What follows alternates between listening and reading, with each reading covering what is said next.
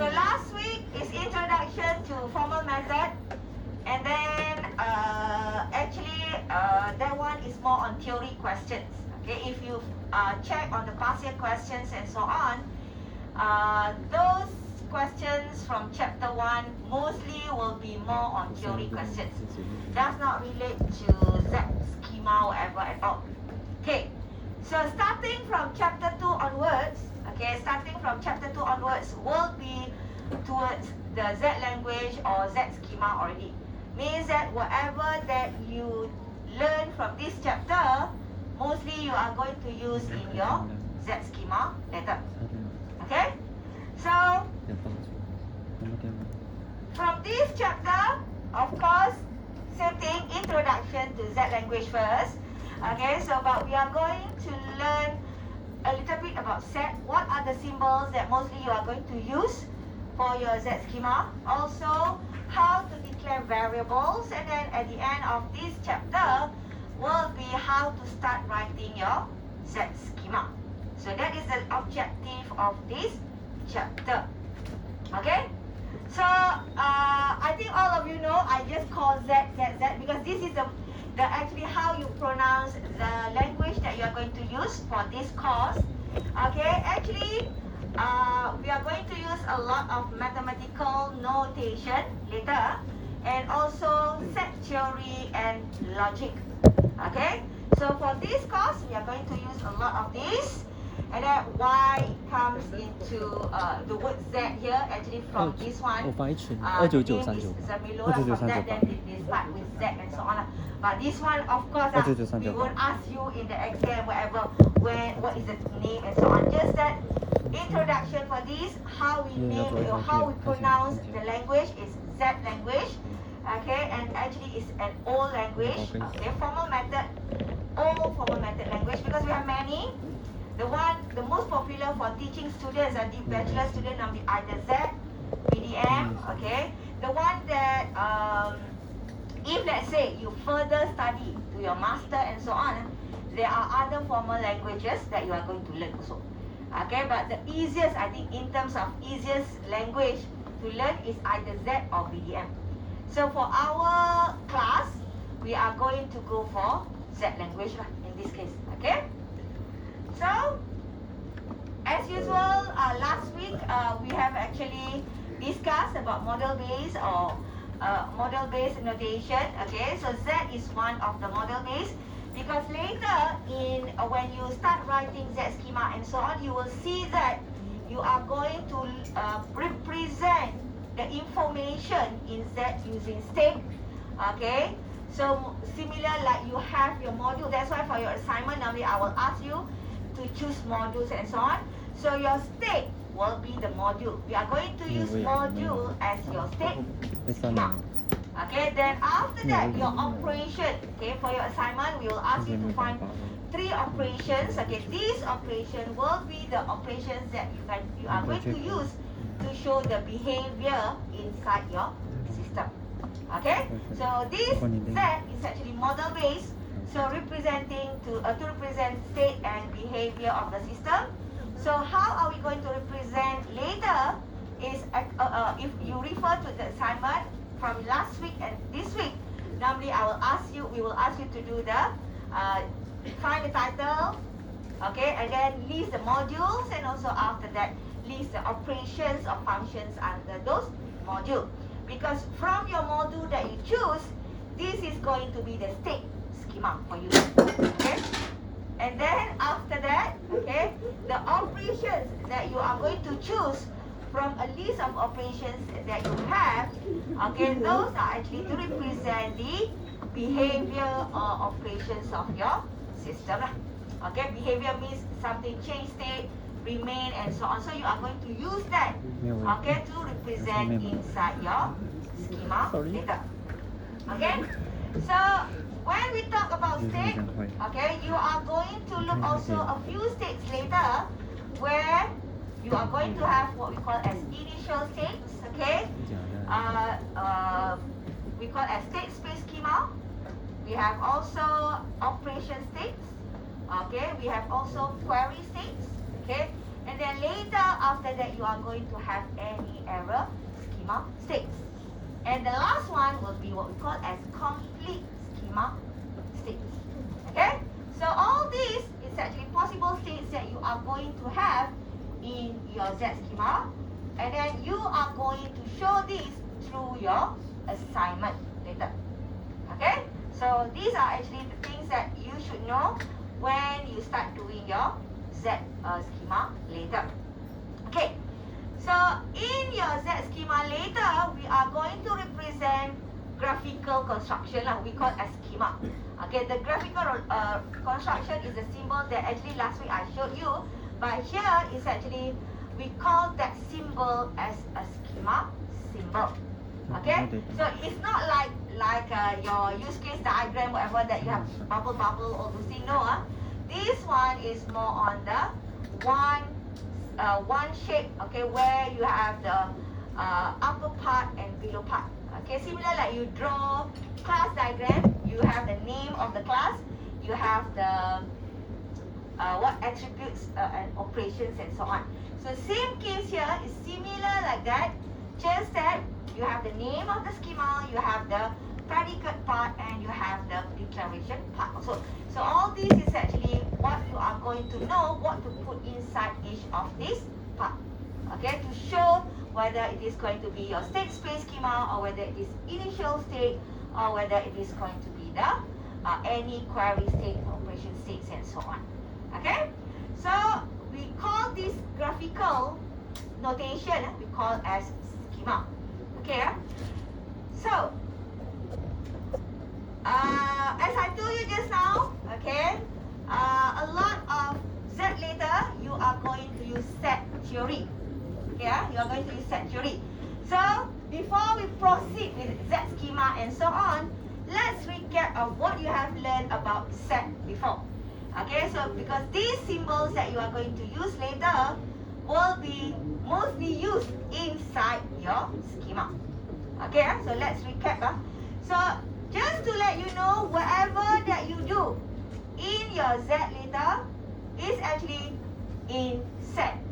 Okay, but at the end of chapter, we are going to have a little bit different, where you can represent like something like data structure. So we call that as multi-set and so on. So that one is at the end of the semester. Okay, but when you start with your Z schema later, everything that you define, everything that you do is actually related to set. So when we say set, you have to remember, set data, okay, all your data is represented as set.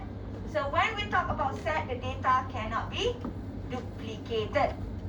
Means, let's say in the class here, I may have 2 Ellen, for example. Okay, let's say I have 2 Ellen, but in my set, I can represent only with 1 Ellen only, even though I have 2 people called Ellen. Understand? So means that when we talk about set, the data cannot be duplicated.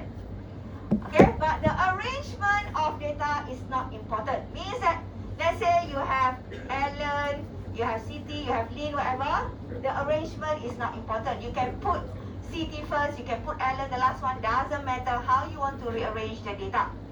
Okay, the order is not important when we talk about set. Okay, so this is recap that you have to actually remember about set, because when we discuss later, when you want to do relationship and so on, you have to know that the data inside set, it will not be duplicated, so it will point to the same data. Let's say I want to have student ID, then I have 2 Ellen, okay, so you are going to point to 1 Ellen, but here 2 student ID, because meaning that there are 2 students with the same name Ellen. You understand or not? Okay, so means that you have to remember, you cannot have student ID 1 Ellen, another student ID, another Ellen inside the same set, because only 1 Ellen data inside the same set. Okay, so when you have to make sure that, okay, when you do all this mapping, you have to remember the data inside the set cannot be duplicated. The way that you show the data, okay, the way that you show the data cannot be duplicated. You cannot have inside your set that Alan, Siti, cannot. You have Alan, Siti, Lim, for example. Understand? So you cannot have Alan twice inside the data set. Okay?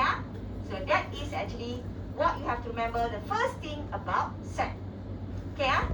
Okay, so why we have this? This is actually why we have that. So we are trying to have no ambiguity of data. Okay, and then make sure that it is different from each other. That's why we don't have duplicate data in set.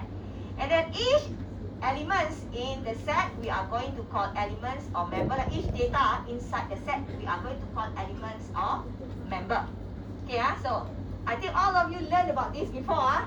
So it's just a recap for you to remember what you have learned before.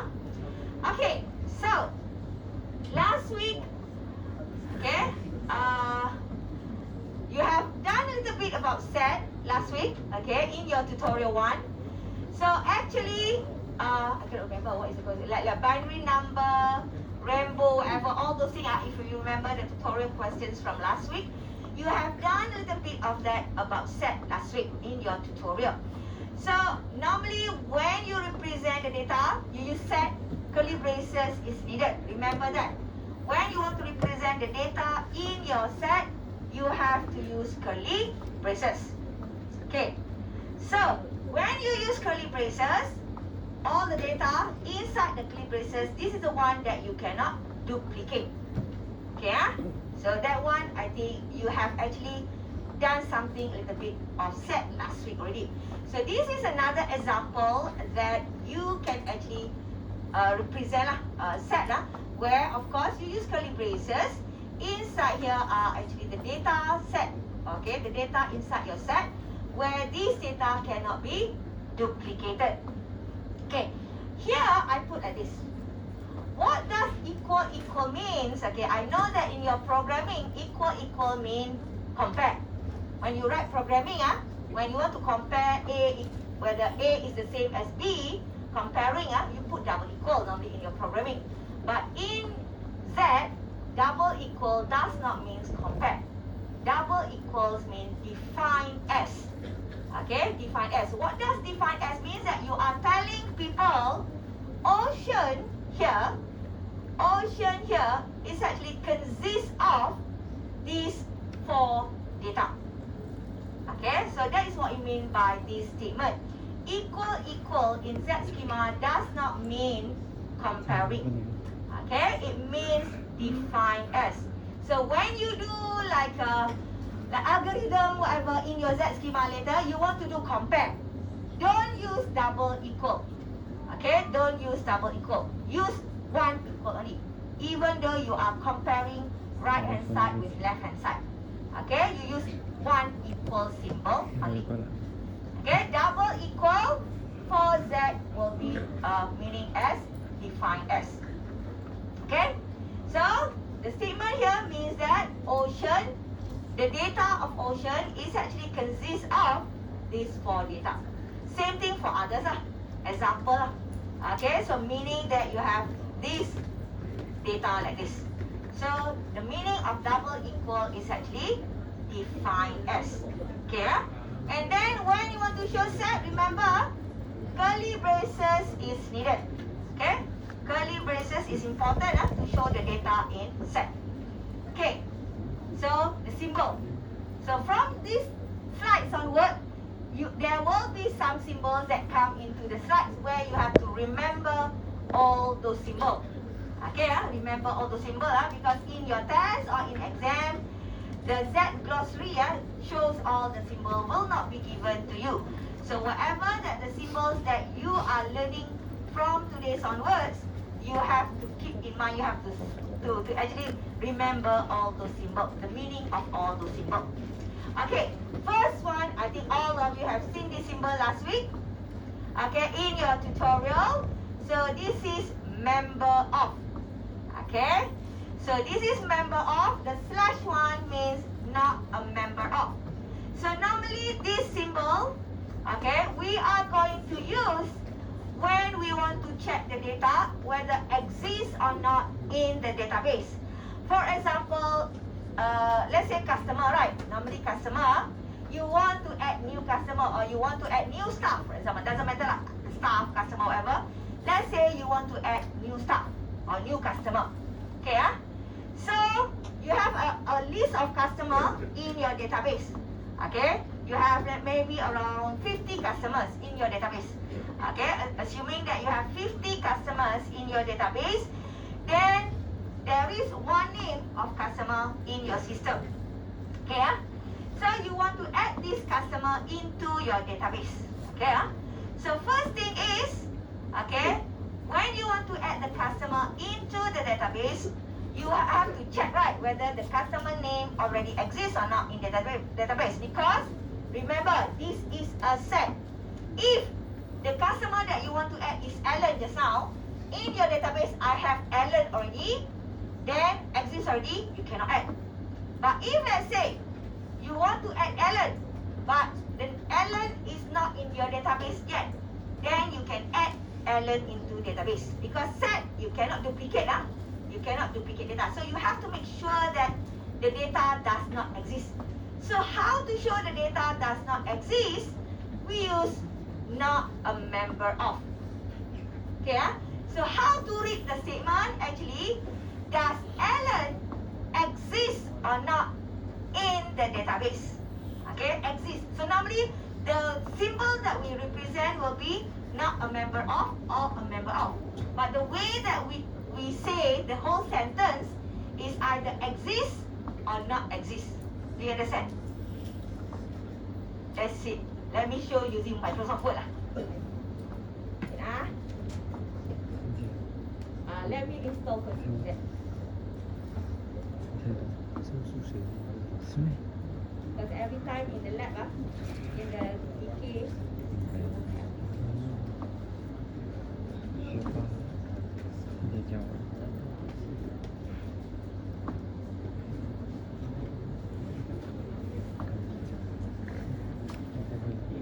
for example, let's say I have customer where the customer I have Alan,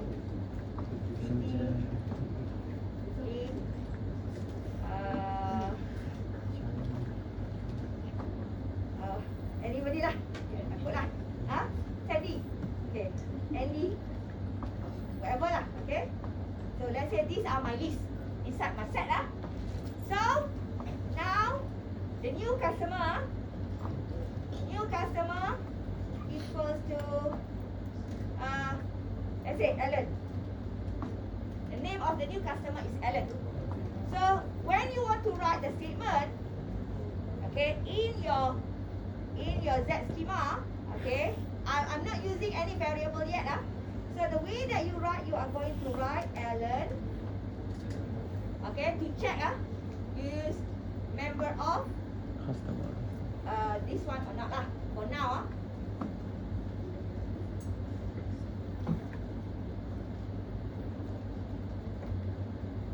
okay. So either this or this one. For checking, let's say you want to check something, is either this or this. Okay, so what it means here, actually, if let's say you want to add customer, remember, set cannot duplicate. So meaning that I want to add Alan into database. Okay, Alan into database. So Alan, I have to check whether Alan already exists or not. Okay, so if I want to add Alan into database, my system has to make sure that in my database, Alan does not exist yet. Right, because set cannot duplicate. Set cannot duplicate. So meaning that if you want to use that, you use this statement. Okay, so meaning that I am checking to make sure that Alan does not exist yet in my database. So the way to do it is you have to use not a member of symbol. Okay, not a member. Meaning that this statement saying that Alan is not a member of whatever data that I have in my set. So, lah. Allen does not exist. Sorry, must make sure that no Allen lah. Okay. So if you want to make it correct or not lah. Okay. So if you want to proceed, Allen does not exist, then this is true. But if let's say Allen already exists, Allen already exists, then this is going to be false.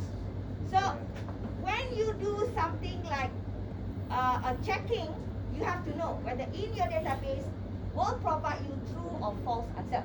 Okay, so if you want to add, now you do this lah. Okay, so your data, if you want to proceed to make sure that your adding is successful, means that your data will not have this one yet. Okay, will not have this one yet. Then it is true. But if your data have this one, the answer is false. Means you cannot add Allen again. Okay, you cannot add Allen again because already exists. We cannot have duplicate data for Allen in our set. Remember that's why duplication is important not to have in our set.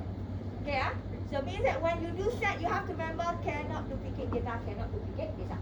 Okay, so that is if let's say you want to check for adding customer into database. But if let's say your operation, one of the operation you want to do, update information, right? Update information of the customer.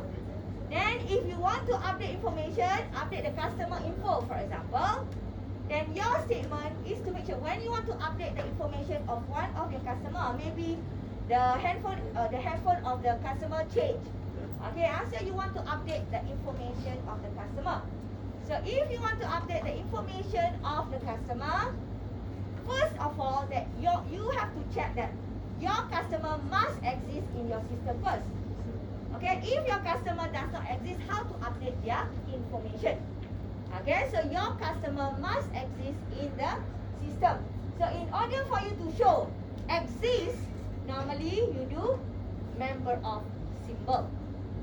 Okay, so the symbol member of, not a member of, is to show either the customer or whatever exists or not exists in your system. So normally when during tutorial whatever, sometimes I will just say does the customer exist in the database or not. So when we say customer exists or not exists, you have to know the symbol is either this member of or not a member of. Okay, so remember that this one is to show. Normally this statement is to be used during operation schema later to check on your database. Okay, to check on your database. So you are going to use this a lot, this symbol a lot. So you have to know. Okay, another thing maybe some of you, I'm not so sure whether Miss Mazlinda have informed you. Okay, so when you have this, this symbol, okay, so this is a symbol, right? Member of, So you see that on the left side I put curly braces, On the right side I didn't put curly braces. Okay, so just to maybe under me I have explained during your tutorial. Okay, but just to remind you again that if let's say you have like this, on the left side of your symbol, left side, this one, right? Left side symbol, it's okay not to have curly braces. Okay, you put curly braces or without curly braces, no problem, no error. Okay, but on the right side, if let's say you have a set of data like this, means the whole data, you have to use curly braces. Unless later you use variable. Okay, for now we are not using variable yet.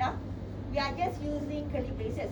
So if you want to show the whole data in your set, you must use curly braces.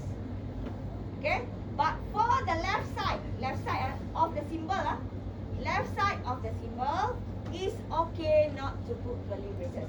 But if you want to put curly braces, there is no error there. If you feel confused, why no curly braces? Why this one got curly braces? Then put curly braces, no problem. Okay, so here I want to show that it is okay not to have curly braces on the left side of the symbol. Okay, so just remember that. But on the right side, okay, if you use variable, it's okay. Here no variable yet. I didn't teach you variable yet. If variable is okay not to have curly braces. But when you deal with data, means something that related to data, you must put curly braces. Okay?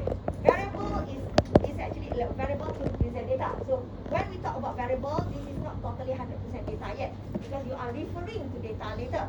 But let's say this is data. When data, you must put curly braces. Remember that. Okay? So that is for member of. Okay? So member of, not a member of. And of course, last week also, you see about empty set. So the symbol that we are going to use for empty set is this symbol. All of you have seen this symbol before. We are not going to use opening curly braces. For our set schema, we are going to use only this symbol for empty set. Okay, just use this one for empty set. Okay, there are cases where you are going to have singleton set. Singleton sets means you have one data only inside your set. One data only. So that is what we call as singleton set. Okay, singleton set is not empty set. Empty set, empty set. Singleton means you have one data only inside your set. So it's actually inside the curly braces. Okay, so there are cases that to represent a single data. Okay, so we can do declaration later to represent a single data.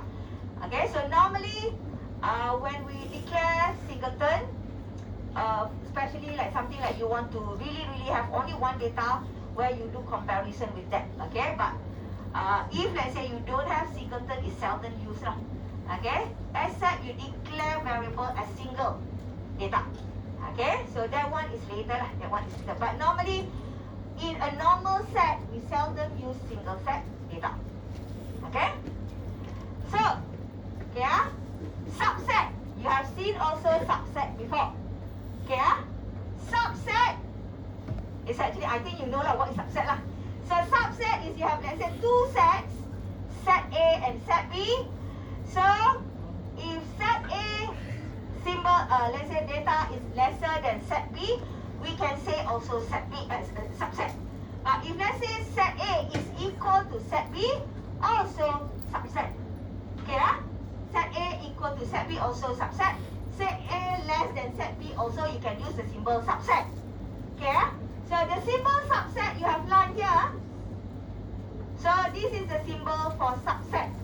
If let's say you want to use the symbol C without the line, we call this as proper subset. Different a bit.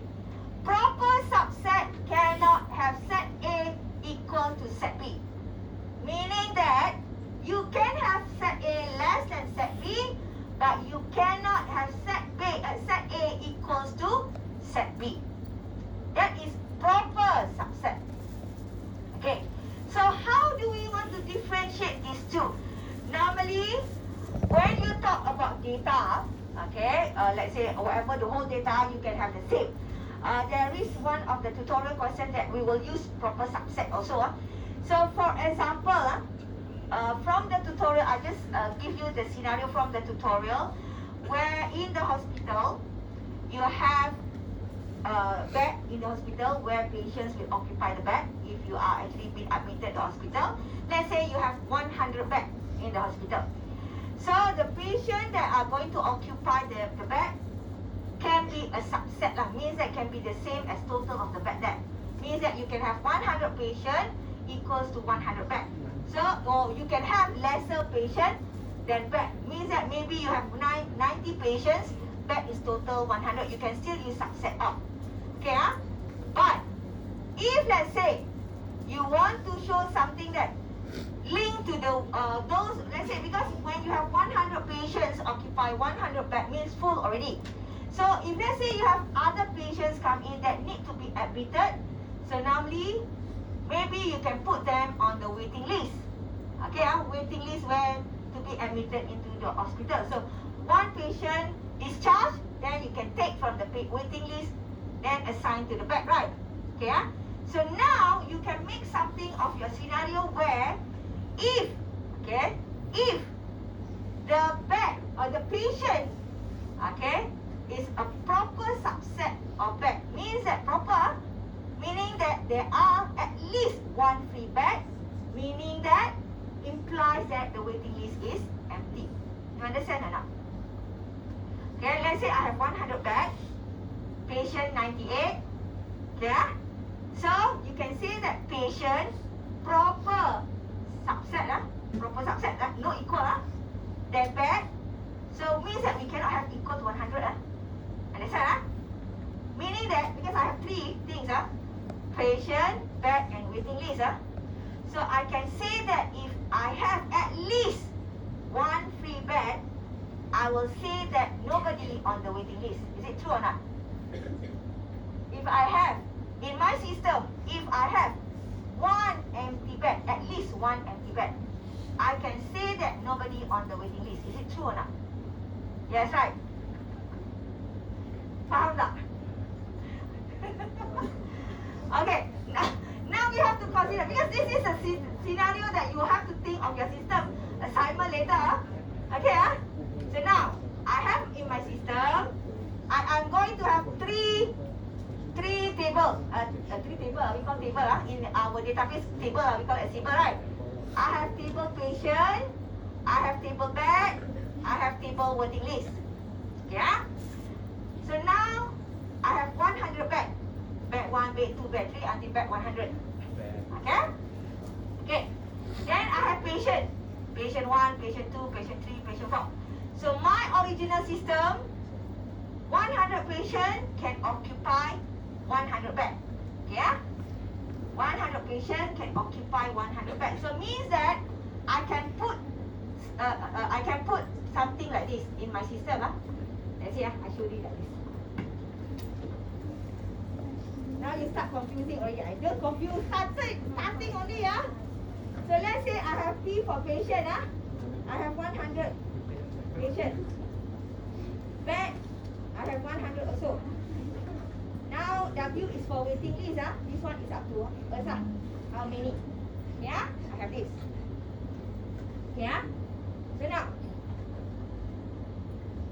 I have this.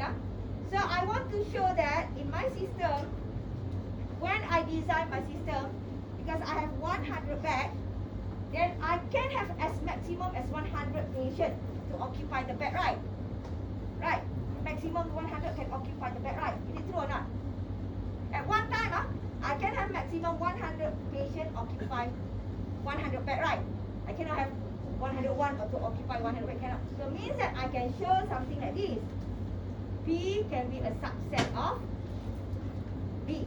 Is it true or not? I can put like that. Yeah. So now this is just to say patient and bed. So now I want to link this with waiting list.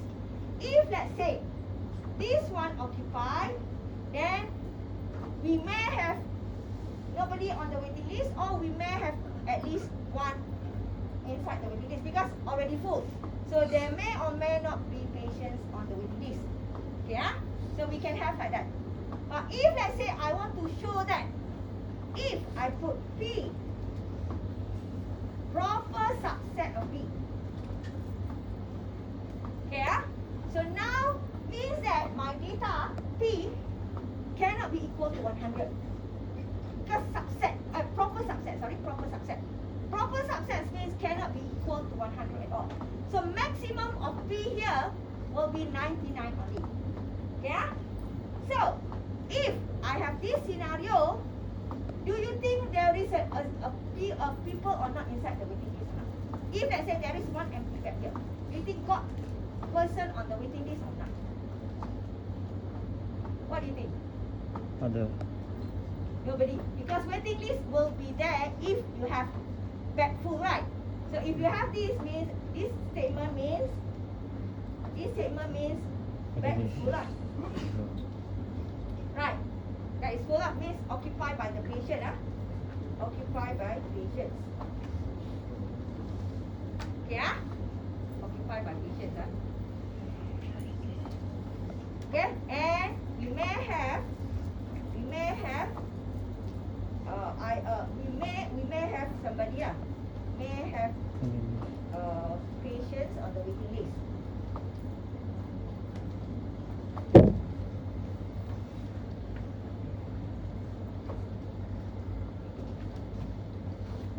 Yeah, may have patients on the waiting list. Yeah, so if you have this, yeah, you have this. When you do this statement, but if you do this statement means that bed is not full. Okay, bed is not full, because you cannot have. You have 99 patients, maximum 99 patients only. So there is at least one empty bed. So when there is one empty bed, what do you think about the waiting list? No. Do you think have one patient or two patients or not on the waiting list or not? 0. Normally no, because now your bed is empty. So you have already put all the waiting list on like occupied bed. So nobody on the waiting list. So this one means that the meaning should be nobody on the waiting list. Yeah, nobody on the waiting list. So later, when you write in your Z statement, you can use this. Then you can use implies. You learn of implies, W equals to 0. M. What is that? You can write like this, something like that, but of course this one like not really straightforward. You are going to use variable and so on. This one is just to say what you are going to use later. Okay? So when you say that P patient does not occupy all the bed available, okay, means that there is still an empty bed in the system. Implies that, implies, right? Implies, right? Forgot about this Greek words. Implies means that nobody inside the waiting list. So how to show nobody on the waiting list? You put W equals to M. Can understand or not this statement? Can understand or not? For now, you think can accept or not this statement? Something like that. Anybody who still don't understand?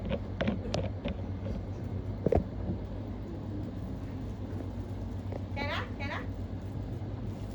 Okay? So, this statement is something that you may write later in your assignment. Okay? So, you have to think like you are designing your system, but now you have to translate the meaning in mathematical notation. Okay? So, of course, this one I didn't use the correct variable yet. I just want to show scenario only. The variable, if you look at the variable, might not be the same. So, you may have some